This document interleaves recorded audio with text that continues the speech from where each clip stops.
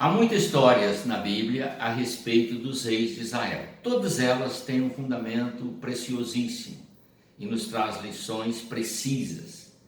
Quando nós recorremos a estas histórias que são reais, temos o propósito de alcançar conhecimentos que vai nos ajudar no nosso dia a dia. A história desse rei que nós vamos falar está registrada no livro de 2 Crônicas, capítulo 21. Jeorão é o seu nome. Ele era rei de Judá. Portanto, ele tinha o seu reino firmado na cidade, na grande e maravilhosa cidade de Jerusalém. Jeorão, ele era filho de Josafá e ele tinha 6 irmãos. O seu pai, antes de morrer, o escolheu como seu sucessor porque ele era o filho mais velho. Os seus 6 irmãos recebeu também de seu pai autoridade para governar 6 cidades que também eram fortificadas. Era para que a família trabalhasse toda unida no governo daquele reino. Porém, Jeorão, quando firmou o seu reino, ele cometeu o seu primeiro e grande erro. A ambição pelo poder e o desejo de ser rei único em todo o reino do sul o fez ordenar aos seus oficiais que matassem todos os seus irmãos. Além de matar todos os seus irmãos, os seus 6 irmãos, ele também ordenou que matasse as autoridades que apoiavam os seus irmãos, que certamente não ficaram satisfeitos com a sua ação. Ele também cometeu um outro grande erro. Esse foi o primeiro erro. O outro grande erro que ele cometeu foi casar-se com a filha do rei Acabe. O rei Acabe foi um dos reis de Israel que mais ofendeu, feriu e entristeceu o coração de Deus. Ele foi esposo de Jezabel, a mulher perversa que trouxe toda a destruição para o reino do norte, com a sua idolatria. Também, queridos, quero que vocês acompanhem o raciocínio. Esta mulher não foi uma cooperadora, mas uma destruidora de sua personalidade, dos ensinamentos do seu pai, quanto a prestar culto apenas ao Deus vivo, o Deus de Israel, o Senhor dos céus e da terra, o único Criador, o bendito para todo sempre. Jeorão, então, abandonou o culto a Deus e, influenciado pela sua mulher, ele trouxe os cultos do reino do norte para dentro de Jerusalém. Diz o texto sagrado, no capítulo 21, o verso 11, diz assim: ele construiu lugares pagãos de adoração nas montanhas de Judá. Levou os moradores de Jerusalém a adorarem ídolos e fez o povo de Judá abandonar a Deus. Então vamos recapitular. Primeiro grande erro: matou os seus irmãos. Atraiu assim a justiça de Deus sobre ele. Mas Deus não manifestou. Logo depois, ele tomou como esposa a filha de Acabe, o mais idólatra rei de Israel. E isto ocasionou a ele a perda da vontade de servir a Deus e o desejo de agradar a sua esposa, trazendo os ídolos do reino do norte para dentro de Jerusalém. E aí ele comete o seu terceiro erro: induz o povo a abandonar o culto ao Deus vivo e a adorar imagens de escultura. Terceiro erro.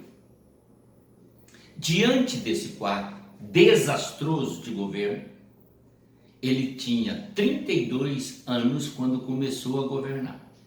E em pouco tempo, as suas ações já haviam marcado o reino de tal forma a atrair a justiça divina. Então agora eu quero que você preste atenção, porque isso é muito importante. Muitas das vezes nós não levamos a sério as advertências que Deus nos faz. Não levamos a sério também o privilégio que o Senhor nos dá, a saúde, a oportunidade de servi-lo, o cargo, a ocupação que Ele nos dá na vida, a qual tem como objetivo exaltar e engrandecer o nome do Senhor, não importa a função, uma função pequena que você estiver exercendo, você tem que trazer a honra e a glória de Deus para aquele ambiente e mostrar que você ama o Senhor e que teme a Deus. Jorão fez exatamente o contrário. Ele se ajuntou a uma mulher que não amava a Deus e se dobrou diante dela. Preocupou mais em agradar a mulher do que agradar ao Senhor. Se você levar em consideração que esta palavra, Jesus faz menção dela lá nos seus ensinamentos, dizendo: aquele que não deixar pai e mãe, esposa ou filhos por amor a mim, não é digno de mim, você vê que ele já está aqui dentro de uma condenação. Porque Jesus diz: se você não fizer isso, você não está apto para o reino de Deus. Está vendo? Não quer dizer que você tem que abandonar sua esposa, seus filhos e tudo, não é isso. Ele está dizendo que você tem que priorizar Deus. Ainda que a sua esposa tente te influenciar a fazer coisas que desagradam ao Senhor, você não pode ceder. Deus em primeiro lugar no coração, na sua vida. Compreendeu? Os erros de Jorão parecem absurdos quando nós lemos o texto, mas na verdade não são absurdos, são erros cometidos por nossa sociedade todos os dias. Nós temos filhos matando pais por causa de herança, nós temos irmãos lutando contra irmão por causa de herança. São coisas terríveis, mas preste atenção. Então o Senhor aparece a Jorão através do seu profeta, e aqui quero ler para você o texto. Então o profeta Elias escreveu a Jorão uma carta na qual dizia o seguinte, verso 12: é isto que diz o Eterno, o Deus do seu antepassado Davi. Você não seguiu o bom exemplo do seu pai, o rei Josafá, nem do seu avô, o rei Asa, mas seguiu o mau exemplo dos reis de Israel, que é os reinos do norte. Você levou o povo de Judá e os moradores de Jerusalém a adorarem ídolos, que é uma afronta contra Deus. Deus não suporta uma pessoa que se diz seu servo dobrar os joelhos diante de uma imagem de escultura. Ele não suporta isso. Isto é uma afronta à grandeza de Deus, à santidade dele, porque ele é espírito e está em todo lugar. Você não precisa de nenhuma imagem para se curvar e prestar culto. E esta é uma das condenações que está registrada no texto sagrado. Preste atenção. Você levou todo o povo a adorar ídolos como fazem os reis de Israel, e também matou os seus próprios irmãos, que eram melhores do que você. Por isso o Senhor vai fazer cair um castigo terrível sobre o povo de Judá e sobre os filhos e as mulheres que você tem, e vai destruir tudo o que é seu. Deus é misericordioso, diz a palavra. É bondoso, diz a palavra. Deus é amor, está sempre pronto a salvar, sempre pronto a ajudar. Mas quando alguém despreza a sua palavra, despreza os seus ensinamentos e afasta-se dele e começa a andar com a sua cabeça, achando que tem autoridade para desafiar o poder de Deus, as consequências vêm. E não há nada mais terrível do que a pessoa abandonar o Senhor. É por isso que o livro de Hebreus diz assim: horrenda coisa é cair nas mãos de um Deus vivo, porque Ele tudo vê, Ele tudo sabe, e não há como fugir do seu juízo. E preste atenção agora, qual foi a condenação de Jeorão. Assim diz o profeta: e mesmo você vai ter uma doença intestinal muito séria, que irá piorando cada vez mais, até que os seus intestinos saiam do seu corpo. Jeorão ouviu isso, e nada é a mesma coisa. Achou que nada disso poderia acontecer com ele. Assim como muitas pessoas hoje desafiam Deus, esquecem o Senhor, faz aliança com o mal, traz para dentro de casa todo tipo de coisa errada, contamina os seus familiares, contamina o seu ambiente e pensam que não tem consequência. Mas tem. A consequência pode não vir imediata, mas ela virá. E quando ela vir, você pode ter certeza que vai ser dor e sofrimento todos os dias. Não há nada mais triste do que você desprezar a Deus. Não há nada pior do que isso. Isto é um aviso que eu estou te fazendo. Preste atenção agora o que aconteceu. O Senhor, então, para fazer cumprir a palavra que ele falou pela boca do profeta Elias, ele levantou os filisteus e também os árabes que estavam naquela região contra o reino de Judá. E eles desceram, está escrito no capítulo 16, e o verso 17 diz assim: eles invadiram o país de Judá, derrotaram Jeorão e o levaram embora todos os bens do palácio e também os filhos e as mulheres de Jeorão. Deixaram somente Acasias, o seu filho mais moço, em Jerusalém. Depois de toda essa destruição, de toda essa desgraça que caiu sobre o seu reino, sobre a sua casa, conforme Deus havia dito que ia acontecer, ainda restava a palavra da enfermidade de Jeorão.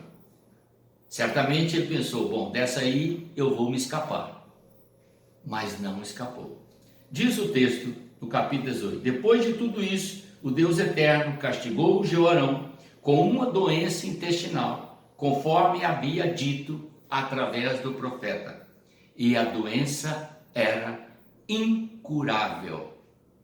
Ele foi piorando cada vez mais, até que depois de 2 anos, os intestinos dele saíram do seu corpo e Jeorão morreu, sofrendo muitas dores terríveis, diz o texto sagrado. E logo que ele morreu, o povo não acendeu uma fogueira em honra dele, como havia feito para os seus antepassados. Jeorão tinha 32 anos, conforme dissemos, quando ele assumiu o reinado, quando ele assentou no trono, foi coroado rei. Reinou por 8 anos. Deus lhe permitiu 8 anos de vida e de poder. Mas por causa dos seus pecados, por causa da dureza do seu coração, porque não se voltou para o Senhor, porque não se humilhou perante Deus, porque não pediu perdão pelos seus pecados, porque não se arrependeu de todos os males que havia feito, toda a palavra proferida contra ele se cumpriu tal como foi dita pela boca do profeta. E assim diz a conclusão do texto: quando morreu, ninguém sentiu falta dele. Ele foi enterrado na cidade de Davi, mas não foi honrado em ser colocado no túmulo dos reis, enterrado num local à parte. Meu querido, qual é a visão que nós temos de uma mensagem dessa? Talvez você pense, eu tenho uma visão de que Deus foi muito mal. Mas eu quero que você entenda e pense isso. Deus não compactua com o pecado. Deus não aceita o pecado. Deus não aprova o pecado. Deus não tem nenhum prazer em que eu e você ofendamos a sua santidade. Razão pela qual o Senhor deixou registrado no livro sagrado, na história dos reis de Israel, uma mensagem como essa, é para que eu e você possamos olhar para ela, lê-la e entender que, vou repetir agora o texto, que horrenda coisa é cair nas mãos de um Deus vivo. Jesus certa vez disse assim: vocês têm medo dos homens. Não deveriam ter medo dos homens. O que um homem pode fazer? Apenas tirar, matar você, tirar a sua vida. Mas ele não tem poder de lançar você no inferno. No entanto, vocês deveriam temer a Deus, porque além de matar o corpo, ele tem poder para lançar a alma no inferno. É uma mensagem dura, mas é uma mensagem real, porque Deus não tem prazer na morte do pecador, Ele não tem prazer na morte do ímpio. Tudo que o Senhor faz é em prol da nossa vida. Todo o propósito de Deus é que nós sejamos salvos. Ele anseia pela nossa salvação. Ele luta para isso. A prova do maior amor já manifesto em todo o universo é Deus enviar o seu único filho para morrer na cruz por nós. Mas mesmo tendo Jesus morrido na cruz há 2000 anos atrás, a humanidade continua se curvando diante de imagens de escultura, cultuando outros deuses, desprezando o Senhor, não dando ouvido à sua voz, não aceitando a orientação que Ele dá, não dando valor à sua palavra, não buscando a santificação.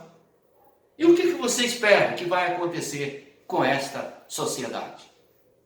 Tal como Deus agiu com Jorão, Ele vai agir com todos.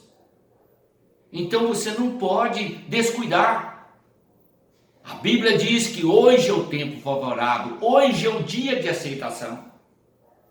Por que nós temos que dar atenção a uma mensagem dessa? Porque ela nos adverte que não podemos brincar. A vida que temos é uma só. Você não vai renascer aqui para pagar pecados, ainda que alguns apregoem isso, mas isso não é real. Não é real. Você tem uma vida para viver. Diz o livro de Hebreus: ao homem está ordenado morrer uma só vez, vindo depois disso o juízo. Então prepare-se para encontrar com teu Deus. Prepare o seu coração. Creia. Jesus Cristo é o Senhor e Ele quer te dar vida eterna. Amém? Vamos orar. Senhor eterno, em nome do Senhor Jesus, prepara os corações para receber esta palavra e que eles entendam, ó Pai, que o Senhor é um Deus santo, puro e não tolera nenhuma pessoa que desafia a tua palavra e o teu poder. Ainda que os homens nesse presente século estejam ignorando a tua real existência, vão ter que prestar contas disso, quer queiram ou não queiram. Porque as consequências de seus atos, antes de findar a vida, hão de aparecer perante a sua face. Por isso, Pai, eu te peço, desperta os que estão dormindo e dê a cada um a oportunidade de se prostrar diante do Senhor e confessar os seus pecados, porque o Senhor está pronto para perdoar. E eu te peço essa bênção, em nome do Senhor Jesus. Amém.